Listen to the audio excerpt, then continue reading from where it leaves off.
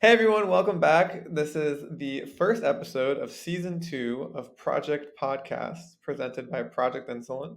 Unfortunately, all of season one was recorded before we had a name, so I'm excited to actually give a good intro for the first time. And today we have Wendy. Why don't you tell us a little bit about yourself, who you are, what you do, and then we'll get into some diabetes stories. Hi everyone, I'm Wendy. Let's see. I have a very interesting life, I'd say.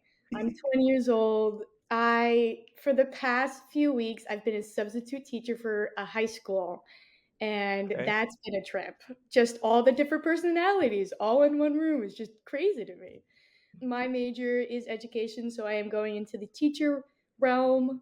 I'm not sure what grade I want to do yet. I was thinking elementary, but high schoolers and elementary schoolers are different in ways. So I'm not entirely sure what I want to do just yet. But yeah, Nice. Yeah, I'm sure it's being 20 and teaching high school, you're probably like, whoa, was that me? Was I like this? yeah, exactly. So you want to be a teacher, and could you tell us when were you diagnosed with okay, cut that last piece, but move on now. Where do you go to school, Wendy? I go to school at Wheaton College in Massachusetts. There's two different ones. There's one in Illinois and then there's one in Massachusetts. And I go to the one in Massachusetts. Funny enough, I played ultimate frisbee in college, and we played the Wheaton College in Illinois, but we played them like in New England somewhere. So we all thought it was Wheaton College here, but it was actually like Yep. somewhere else. And there was like, yeah, we major in like farm studies. I was like, what? Like in Whoa. math? We're in Illinois. I was like, that makes more sense. So you go to Wheaton, and do you any clubs, activities? I'm part of the Wheaton track and field team, and I love being on that team. Everyone is so friendly, everyone is so open, and everyone's just themselves, and it's easy to get along with all of them. Nice. Yeah. And so, why don't you tell us a little bit about your diabetes story? So, when were you diagnosed with diabetes? So, I actually got diabetes as let me start from the beginning, my bad. When I was 3, I contracted an infection called E. coli, which caused both my pancreas and my kidneys to fail. Yeah, and in 2007, I became a type 1 diabetic, needing insulin and doing all the things, covering the carbs, covering the insulin throughout the day like a normal diabetic. But then I also got a kidney transplant in 2009, and it's been working still. It's still working, it's working hard, and I'm very thankful for all the doctors and all the nurses and everything that has gone through with all the people. So yeah, I've had it for about 17 years now, Wow. and November would be my we I have a lot of diabetic friends, and we call it our dia birthdays as we got diagnosed with diabetes. So yours is in November. Your diet birthday is in November. Yes. So will it be? It'll be your 18th diet birthday. Correct. Okay. You'll be old enough to vote. Exactly. Your diabetes will be old enough to vote. Wow. So that's like your entire, as long as you can remember, right? Exactly. I can't my parents took care of me, they did all the things. Of course, they gave me options instead of being like, "Oh, you need to eat this. Oh, you need to do this." They Mhm. gave me options of what snack do you want? What kind of coverage for your low do you want? That sort of thing. And it was much easier that way. So, Yeah, very it thankful. sounds like a more cooperative experience. Yeah. My parents Yeah. know what they're doing. Yeah, that's awesome. And so you're an athlete now. Why don't you tell us about like growing up, what it was like being a student athlete with a chronic illness? So my parents, being the parents they are, very thankful for them, very grateful. They put me in every single thing to see which one I liked, all the sports, all of the activities. And they would go to the coaches and be like, hey, my daughter has type 1 diabetes, but she knows when she feels high, when she feels low, and she has the necessities she needs. She has gummies. We have a glucagon in her backpack, So if she comes up to you and says, I feel low, she knows where to go, she knows what to do. And so after trying out all of the sports as a kid, I stuck with soccer for a little bit. And soccer is a very like competitive sport, very like on top, very you have to be very energetic to be on it, or at least I was very energetic to be on it. And and let's see. And so I got to know my coaches really well. My dad was my coach for, we have this thing in my town called town soccer, where it's the town name and you wear the jersey of the town name. And he would be my coach every year. And so if like he would see that I was low, he would see that I was high, and I would also feel it, and we'd work together on it. And Yeah. so then when I got to high school, I realized that I also really liked track. And track can be hard with diabetes a little because one, you're running 100% during your races. But it's not only that, it's also during practices, you're also doing 100% most of the time. Though you only run like 2 or 3 races during the meets, you're running 100% 3 times of that meet. And it took us a very long time to figure out like how to keep me not low during that, how to keep me in the range. And throughout the high school years, I did soccer in the spring or fall, sorry, and then I did track in the winter and fall. Nope, spring, sorry. And so I was like a three sport year athlete the entire time. And like I said, soccer and track are different in ways, but once we figured out like how to control it and how to, I was on track. Like my everything was perfect. I didn't go low that often. I didn't go high that often. So yeah. That's awesome. And what was so you talked a little bit about this like period of getting acclimated to track and then to be 3 season athlete. What do you think was most important to, I don't know, wrangle your blood sugar, make sure that it played nice, right? Yeah. I think like the hardest thing when trying to control your sugar during sports is managing how you feel, because Hmm. if you can't feel,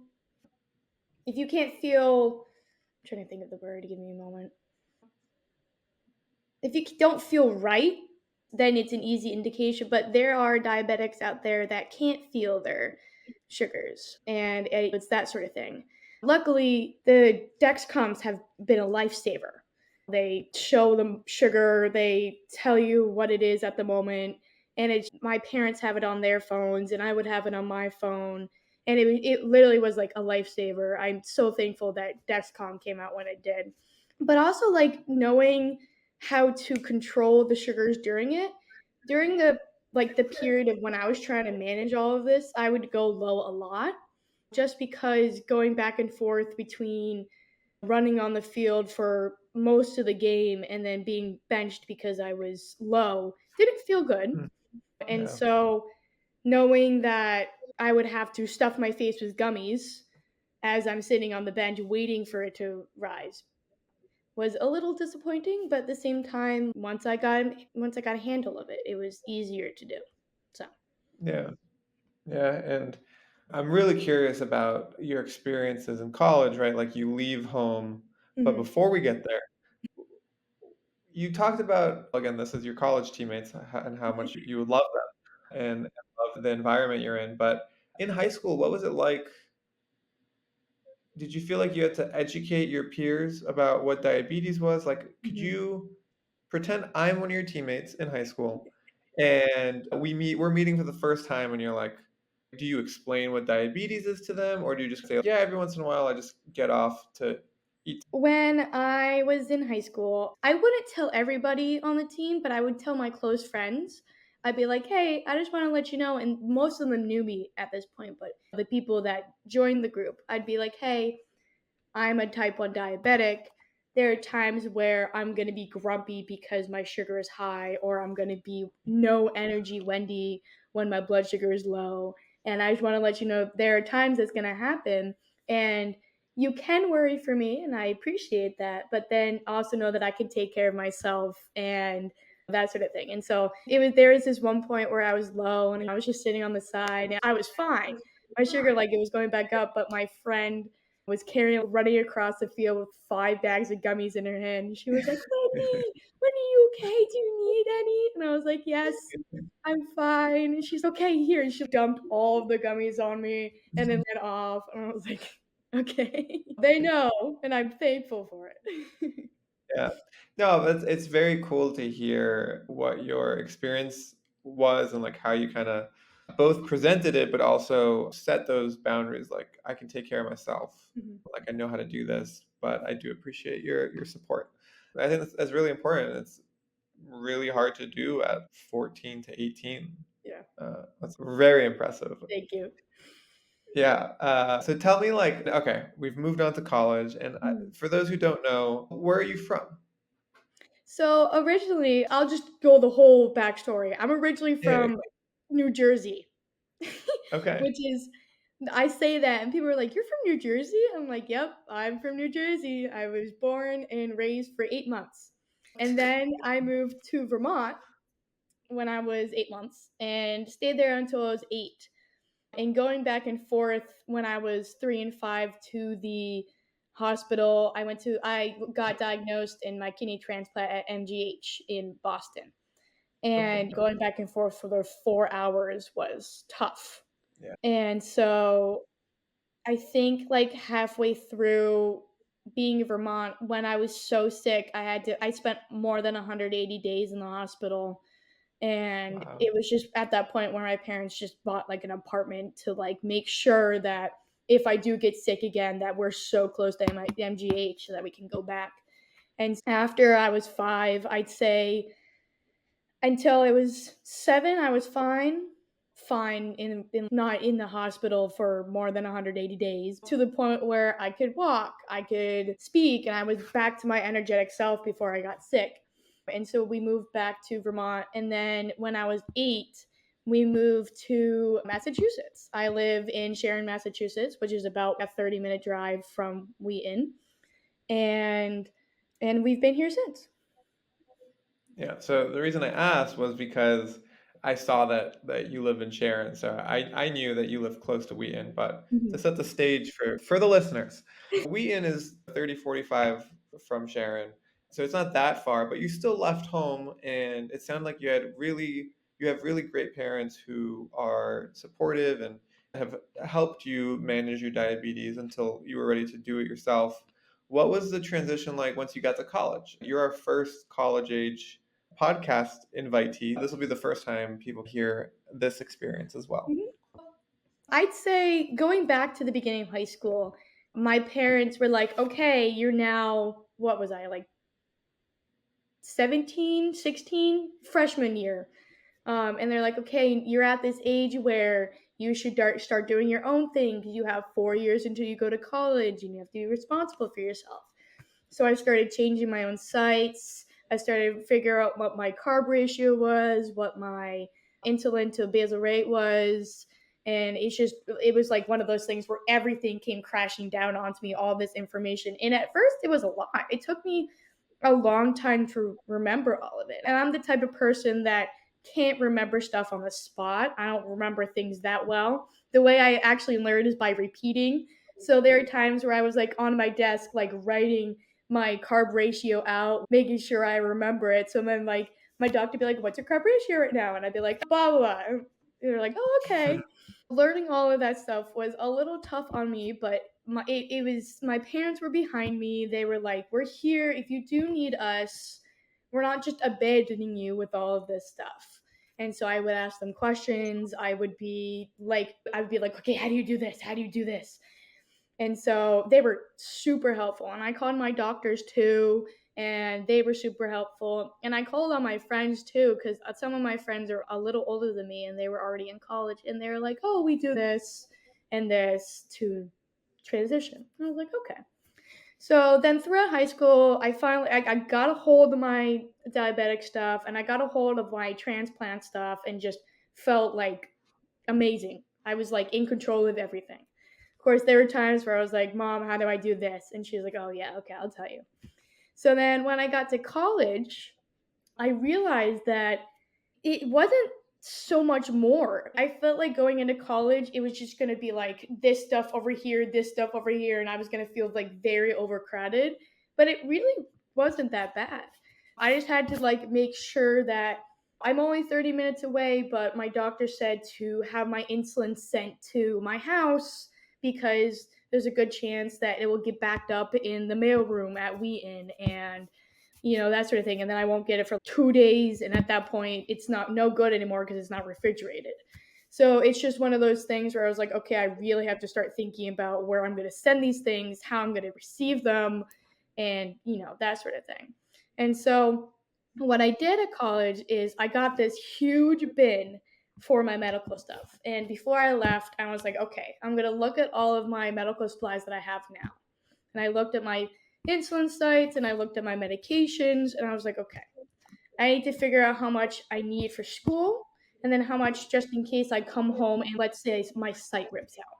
And I split it up. I wouldn't say evenly, but I say most of the stuff did go to school.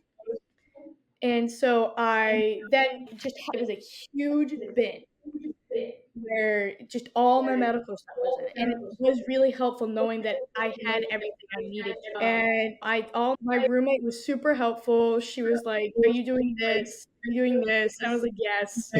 I did teach my roommate certain things that she needed to do. Like I taught her how to do a glucagon just in case I did happen to go very low and can't do stuff myself. And yeah, and then let's see. I make sure that I had insulin supplies in both every single bag of mine, my track bag, my school bag.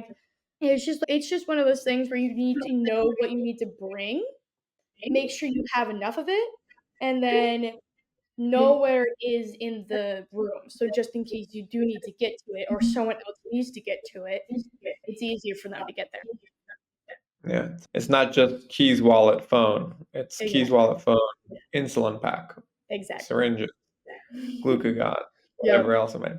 Yeah. And then for my insulin, I got a little mini fridge that Mhm. holds it, and I would put it in, like, under my bed so people don't go into a mini fridge just full of insulin thinking Mhm. that there's a Coke in it or something like that. Yeah. And that's where I put my insulin. And I'd say I take 4 insulin bottles, and then if I need more, I can easily go home. Yeah, sounds so you built a really good system for yourself that you knew would work for you, and that's great because if you gave me an answer now, that answer might not be what's helpful to somebody else, but Exactly, the takeaway exactly. is more that you built something that works for you. So we had met because one of our interns, Julia, shout out Julia, who's also at Whedon, she was telling me that you're on the track team and that you have type 1 diabetes and that sometimes you can't be a part of the meets because of your diabetes. And to me, that is a story that it just blew my mind because I never thought of it. It makes sense. But it's not a story that I would have expected or what I normally would have thought of when I thought student athlete in college. So I was curious if you could talk a bit about what happens on race day that you're like, ah, you know what, I shouldn't run today. And what's going on in your head? What are you feeling? Stuff like that. Yeah. With track, I said this a little before, you're running at 100%. So that's your whole entire body is moving. You're just 100%. And so there are times where I'm low, like I'm 73, and that's the level where I'm like, I don't feel good. That's a level where I can feel it. And there are times where I'm getting ready for my race because I have to warm up an hour before. I'm getting ready. I'm like, I just don't feel good. This isn't. What I try to do is I'm like, okay, I need to calm down because I'm starting to freak out because I really want to do this race and I like just starting to freak out. So I sit down and I'm trying to figure out what I need to do. Usually I look at my pump and I'm like, okay, I want to see if I'm going like straight down or if I'm going diagonally down. Usually for my races, I like to take off my pump. I have the T-Slim with the tube, so I take off the tube and because I don't like running with it. There are times where I'm, like, going down, and so I take a bag of gummies, and I take off the tube early just so there's no insulin running through me, and I can like, shoot straight back up with those gummies. But then there are times where I'm just too low to not be able to do it, and it's happened often where I'm sitting there as my race goes by as I'm, like, currently low, and it's sad. I'm upset that all of a sudden I am low after not doing anything, possibly giving too much for, like, my breakfast or lunch, and yeah, I mean, it's happened often, but I'm usually able to keep it under control as I'm doing it. Mhm. And usually I'm, looking ahead into the future. I'm like eating breakfast. I'm like, okay, how many carbs is this? What's my sugar now? Am I gonna what time's my race? When should I give for half of it or should I give for full of it? And it's just like those things where most people don't think about where oh, I need to be able to eat, I need to make sure I eat this. I need to eat all of it to be able to give myself either half that insulin or all of that insulin before the race. And, like I said, it's sad, uh, that I'm sitting there eating my gummies as my race goes by, but, um, it just lets me know that I need to do something different for the next time that I race. So, Yeah, wow, that's like such self-restraint to do that, right? Like you just want to be out there, you want to be playing, you mhm, want to be racing. But that's really impressive that you're able to do that and that you take it in stride, no pun intended. But you also touched on something really interesting there with one of the facts. So my partner has type 1 diabetes. That's how I got into all of this. But one of the things she told me early on was diabetes burnout, and I didn't quite get it when we first talked about it. And the way that it really made sense to me was people with diabetes make 180 more decisions every day than just a person without diabetes. mhm, And that really put it into perspective for me. Could you imagine making 180 more decisions in a day when you're already like exhausted from making decisions? And the way you just explained eating before a race, and you're thinking about this from when you wake up and have breakfast mhm, to from then until whenever your race is. That's a lot of bandwidth just spent on like asking these questions and thinking about, okay, is this going to, am I going to be fully prepared for later? What am I going to feel like in 6 hours? And then on top of that, also you're preparing for a race, like you're about to do something at 100%, like the mental energy and the physical energy to both do all that math and to go out there and perform is like incredible. I just think it was a really good way to show that to people, mhm, and one of our goals with the podcast is to share people's experiences so that everyone else can understand a little bit better what it's like living with diabetes and what are some of the pieces that are really hard that you would never have thought about. Someone last season told us about how her wedding dress has like little pockets in it for her insulin pump and for like sugar. Like one side has an insulin pump pocket and the other side has sugar pocket. okay. Yeah, and it's just because like you have to. And that takes away some of those decisions that you have to make throughout the day. And I guess what would be your advice for others, whether it be middle school, high school, college, or just adults who play sports? Like, how do you deal with that frustration of literally watching your race go by as you're eating more gummies because you were too low? How do you bounce back from that over and over again? Um What I think to myself is, one, that I do need to get better. I'm that type of person that something happens and I'm like, "Oh, shoot, I should be able to do this better. I'm now, like, 20 years old. I've had this for the longest time. I should be able to do that." And so what I do is I take a few minutes to myself. I tend to go to the bathroom or somewhere quiet, maybe outside, and I take a few breathers. I'm like, "This is it doesn't happen that often, and you're very good at controlling it. It's just one of those things where it had to happen. You didn't do it on purpose. And so I think one of my key advice, something advice for like people who have diabetes and are doing sports, would be that you shouldn't blame it on yourself. It's one of those things where it happens and you can control it, but there are times where you can't really control it. They make it easier for us to control it. There are times where you just can't control it. And I think being hard on yourself shouldn't be the way to go. I tell myself, like I said, I tell myself I need to be better, but then I'm like, how can I do this better next time? I call my mom and I call my doctor and I'm like, so this happened today.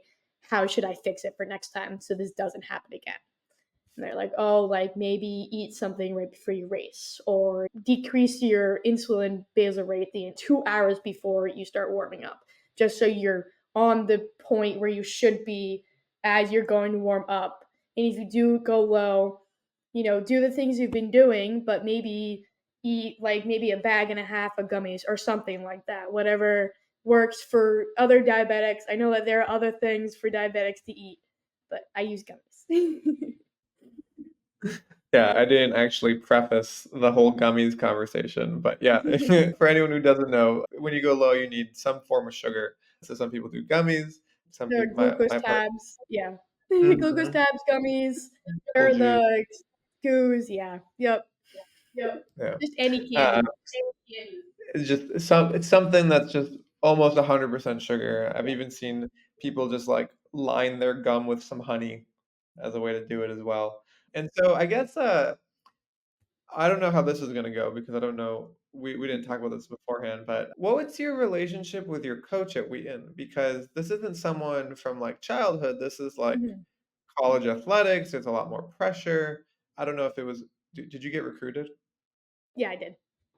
Okay, so what was the recruitment process like? You talk about it beforehand, I'm sure, but yeah, walk us through that piece because that sounds like it could be incredibly awkward, and there Yeah, could be some pressure to like not disclose everything because you want to get that recruitment letter.